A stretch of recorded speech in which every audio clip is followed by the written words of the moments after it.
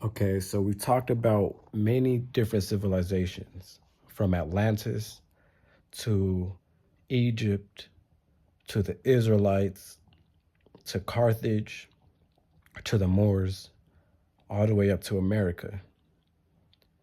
So now I want to dig deeper into the characters from these civilizations, okay? Why? Because these characters, these kings, queens, and generals from these civilizations are great just figureheads. They're great examples of what was going on with the civilization at the time. It's going to add, they give you a great color to the picture, a great personality. Just like Cleopatra represents Egypt, Jesus represents Israel, Kobe represents the Lakers, Tom Brady represents the Patriots. So when you look at these figures, it just gives you a great example of the civilizations that they represent. So we're going to go all the way back to the Trojan War. And the characters I'm really going to focus on is Memnon from Ethiopia and Egypt, and Achilles from Greece, he was either Thracian or Macedonian, because the Thracians preceded the Greeks, and Macedonia was, a Greek country. So we'll say he's Macedonian. Okay. So you have this Trojan War, and on both sides, there's allies. So the Trojans have the Egyptians as allies, they have the Amazonians as allies, and they also have the Thracians as allies. And on the Greek side, they have the Macedonians as allies, the Cretans, Knossos, Cretans. Okay. They have the Achaeans, basically Greeks. I'll just say Greeks, because they're different kind of, Dorian Greeks, Mycenaean Greeks, Achaeans. So let's just say a coalition of Greeks. Okay. So really, before this war started, the Trojans and the Greeks were either allies or at least decent with each other. They weren't just at each other's necks. But we all heard the story of Helen of Troy. Okay. Paris of Troy came to, there was some meeting with the Trojans and the Greeks. That just shows how they were cool already. But within that meeting, Helen had fell in love with Paris. Some people say Paris stole her, but in reality, maybe she just chose up. So regardless, Paris runs off back to Troy, back across the sea to Troy with Helen. Of course, this infuriates Menelaus, this great warrior king of the Greeks, okay, who basically precedes the Spartans. So he is a Spartan, okay?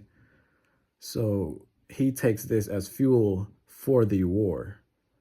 Whether he was going to go to war already for resources or just power, he takes this as fuel for the war, and boom, the war started. So Achilles, he was really the greatest warrior of that time period. Everybody knew Achilles' name. Everybody knew when Achilles showed up, he meant business. People's heart drops, okay? So Achilles was this great warrior that Menelaus needed in battle, and he really wanted him. And Memnon, he was this Nubian Egyptian warrior. And it is said that his power, his might, rivaled that of Achilles. So he was up there with Achilles in strength. So the big question is, how is this Egyptian man, Memnon, coming to fight on the side of the Trojans in Asia, Turkey? What is that relation there? Well, Memnon, this Egyptian man, was a cousin of Paris. Okay, Hector, Paris, their father, King Priam. So that means they were all related. So that means these Trojans and Egyptians were related. So much so that Memnon feels compelled to come fight on the side of the Trojans to defend his cousins. So we're going to have to dig into that. That opens up a lot of, questions right there. So either way, you have these alliances now going against each other. These Trojans against these Greeks. And basically everybody knows war is coming. Okay. So it was a 10-year siege, a 10-year war. Okay. This was a 10-year war.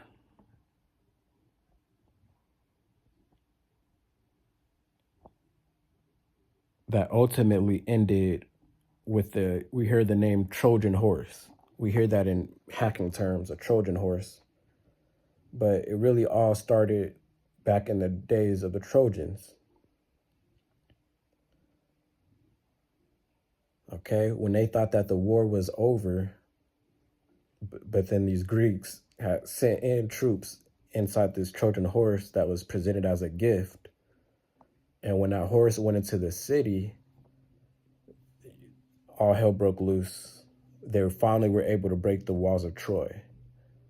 But before that Trojan horse moment, Troy was holding their own. The walls of Troy were renowned. Troy was a very renowned city-state empire, just as much as the Greeks were. Okay, these is when they had cyclopean citadels. They had walls, fortresses. Okay, you weren't just going to easily march into somebody's city back then. They had walls up. Okay, so let's get into Memnon versus Achilles. So at a certain point, Memnon and Achilles end up facing against each other in a battle on the shores of Troy. Okay, Memnon and the Greeks have already arrived. Now they're here. They own the shores. Okay, many battles have happened. Okay, Achilles has slain. He has slain one of the Amazons, these women warriors. He slain her, and after he killed her, he was saddened.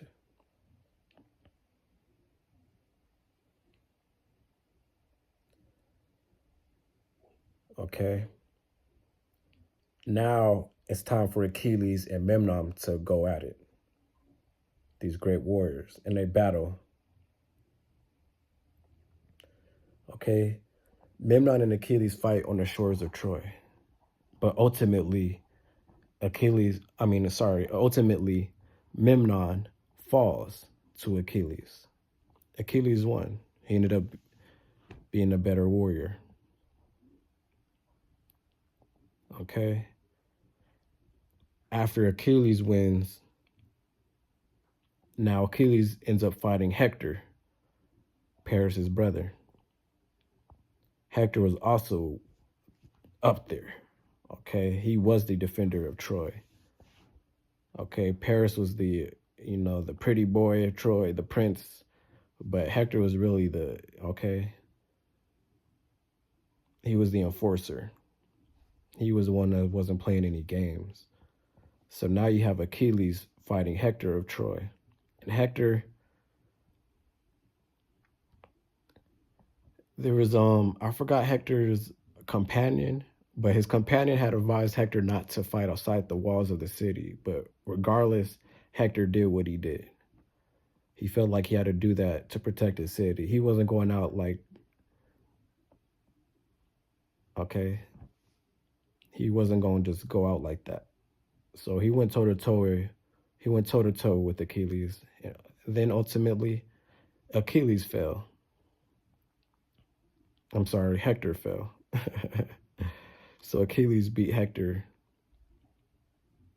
as well. So there's a lot of bloodshed that went on in this Trojan War. Okay. A lot of bloodshed that went on in this Trojan War. And in the story of reciting the Trojan War, it highlights Achilles as this great hero, but at the same time, it points out the hubris of war. It points out the sadness and destruction of war, the chaos, the madness, the insanity of war, the sin of war, the darkness. So it's not all about glamour and beauty, okay? This is about cousins fighting cousins, okay? This is about bloodshed. Temples getting ran into, sacred temples getting destroyed, okay? Bodies after after Hector fell to Achilles, Achilles dragged his body around the walls of Troy. So it just shows the madness. There were tears on both sides of this war, okay? You know, there's a saying that nobody really wins in war.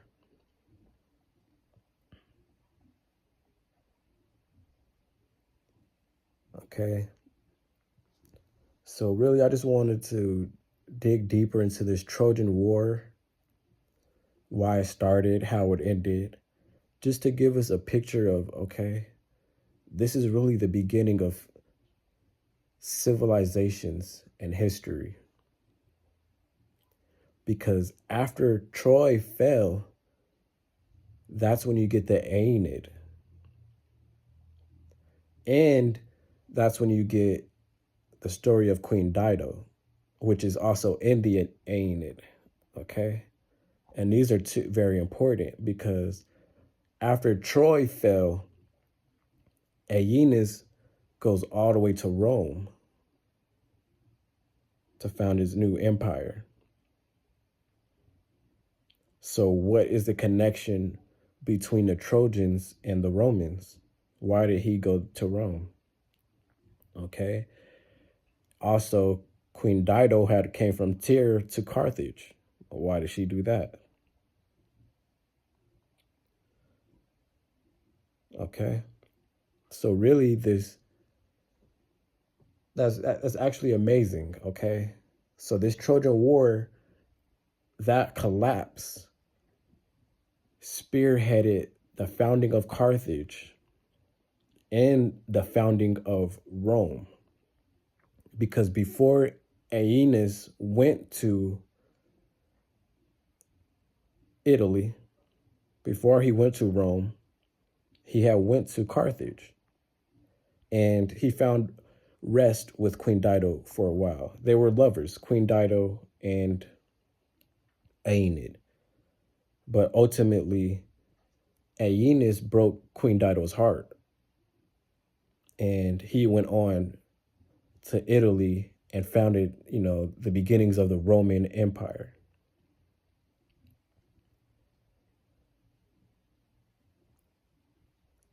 Just like Queen Dido, the reason she left Tyre was because her brother had killed Queen Dido's husband. So her brother was tripping. So she took the resources that she could, her retainers, everybody she could get, and went on to found Carthage. So from this Trojan War, like I said, you get the founding of Rome and Carthage. They started off as lovers, but then they both became rival empires against each other. And that's what leads up to Hannibal from Carthage facing against Scipio Africanus from Rome. Okay, so you see how these characters are very important just as much as the civilizations. So, there's many questions that's brought up. Okay, why did Aeneas go to Rome? Why did Dido go to Carthage? Was it just because? Did they have ties to the land already? Okay. But that also shows with all these allies, all these alliances, and also just new foundings of civilizations, it just shows how much these people were actually traveling everywhere. Even back then, okay? 900 BC, 1200 BC, people were traveling all across the Mediterranean. So even thousands of years ago, people were very connected.